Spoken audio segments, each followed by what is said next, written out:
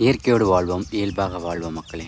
காலையில் காட்டி பாருங்கள், எவ்வளோ குருவி சவுண்டோட அழகாக சத்தங்களோட குருவிகளோட இசைகளோட வராமல் பாருங்கள், எவ்வளோ பிரகாசமாக வராமல் பாருங்கள். வெளியில் நம்மளை காட்சி எடுக்கிறதுக்காக அவ்வளோ பிரகாசமாக வராமல் பாருங்கள்.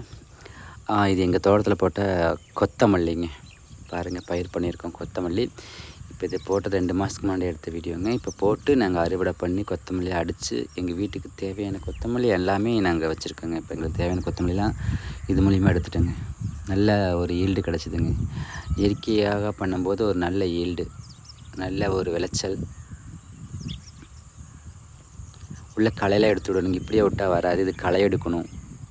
களை எடுத்துகிட்டு ஆட்டாம்புழக்க போடுவோம் நாங்கள். ஆட்டாம்புழக்க இல்லாட்டி நாட்டு மாட்டு சாணத்தை உள்ளே அப்படியே போட்டு விடுவோங்க. ஃபஸ்ட்டு நாற்று கொத்தமல்லி விடும்போதே போட்டு விட்டு தான் விடுவோம்.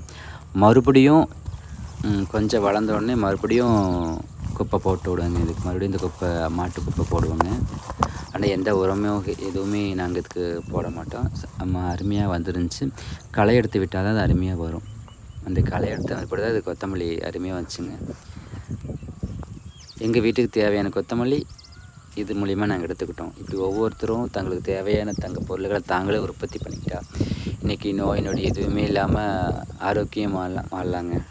முன்னோர்கள்லாம் அப்படி தாங்க வாழ்ந்தாங்க, ஆரோக்கியமாக. எங்கள் முன்னோர்கள்லாம் அப்படி தான் இருந்தாங்க. எனக்கு தெரிஞ்சு காட்டில் மிளகாய் போட்டிருப்பாங்க, எல்லாம் போட்டிருப்பாங்க, கொத்தமல்லி எல்லாம் போட்டு எடுத்தாங்க. ஆனால் மருந்தடிச்சு எனக்கு தெரியாது. மருந்தடிச்சு நான் பார்த்தல. அப்போ அருமையாக வந்துச்சுங்க. மிளகாய் நாற்று நட்டால் அவ்வளோ அருமையாக வந்துச்சு. ஆனால் இப்போ மிளகாய் நாற்று நட்டால் எல்லாம் முரலை தான் அடிக்குது. அந்த காலத்தில் முரலை அடிக்காது. நானும் மிளகாய் பறிச்சிருக்கேன் எங்கள் பாட்டி போட்டு. ஆனால் இப்போ நான் ஒரு 2 பாத்தி போட்டிருக்கேன், வெறும் முரலை தான். என்னால் ஒரு ஈல்டு எடுக்க முடியலைங்க மிளகாய் செடியில்.